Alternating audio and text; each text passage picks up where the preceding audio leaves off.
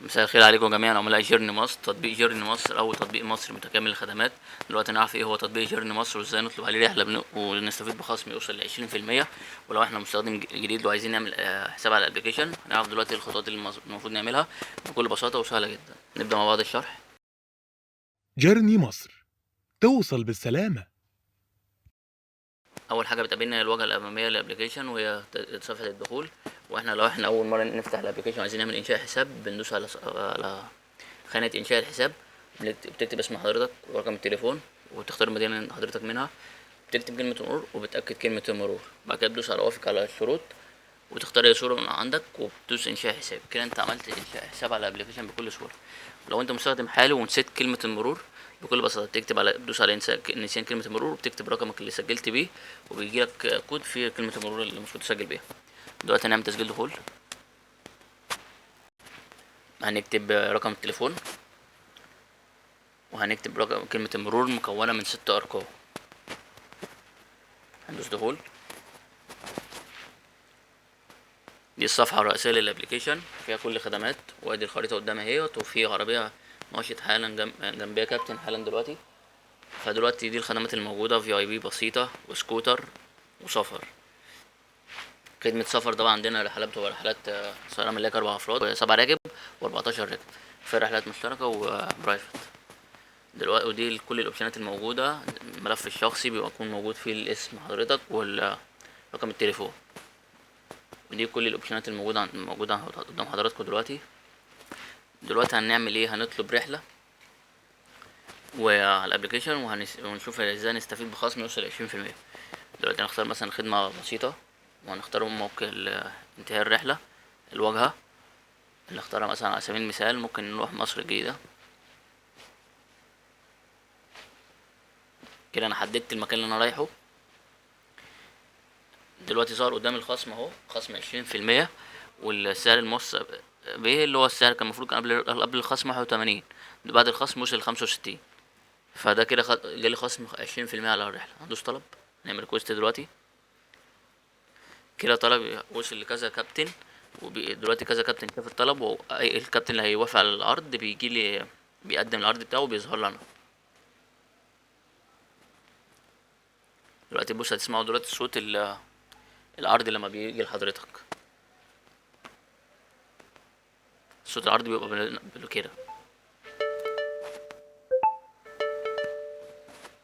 ده صوت ان في كابتن بعت لك عرض، بيكون في كل البيانات بتاعته: الاسم ورقم السيارة ولونها، والسعر اللي هو وافق عليه اللي هو 65، والنوع المركبة قد ايه، وبيظهر لحضرتك كل البيانات الموجودة للكابتن. طبعا بعد ما بقى بدوس قبول، دي اللي بتبدأ معانا دلوقتي ايه خطوات الرحلة. قدامي دلوقتي ممكن افعل المايك عشان اسجل الرحلة مايك من بدايتها لنهاية الرحلة صوتيا. يعني الرحلة مسجلة صوتيا، وده بيكون امان اكتر.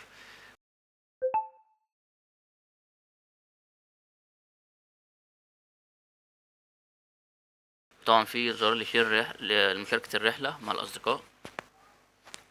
وممكن لو عايز ابعت رسالة للكابتن، عشان مثلا لو حابب اعرف هو فين وابعت له رسالة، ندوس على خانة المسج، وعلى سبيل المثال اكتب له مثلا: السلام عليكم ورحمة الله.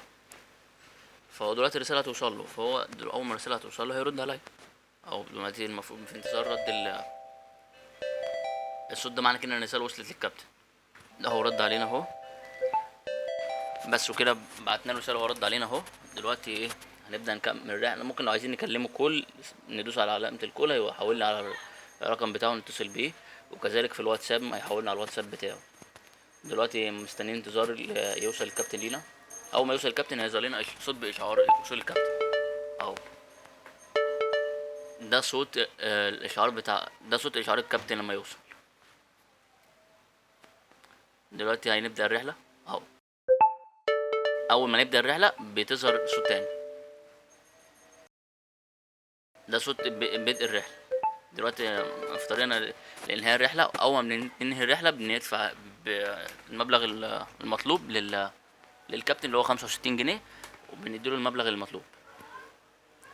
بس كده انتهت الرحلة اهي. هيجيلنا التقييم، نقيم الكابتن بتقييم من 1 ل5 نجوم، وبنضيف ليه الكلام اللي احنا حابين نقوله عليه. مثلا: شكرا، تعامل جيد، جدا، وندوس تقييم. التقييم ده بيوصل للشركة، والشركة بتقيم الكابتن بالخمس نجوم بتقدير كويس. دي كل خدمات قدامكم اهو، ما فيش كل الخدمات بينطبق عليها نفس طريقة طلب الرحلة. لو احنا عايزين نعمل بقى رحلة محفظة بسيطة جدا، هم ندوس على المحفظة، بس أهم حاجة نشحن المحفظة عندنا. شحن المحفظة بسيط جدا، ندوس على قناة المحفظة ونكتب المبلغ اللي احنا عايزينه، مثلا 100 جنيه، وندوس تم. هيحول لي دلوقتي على صفحة الشحن.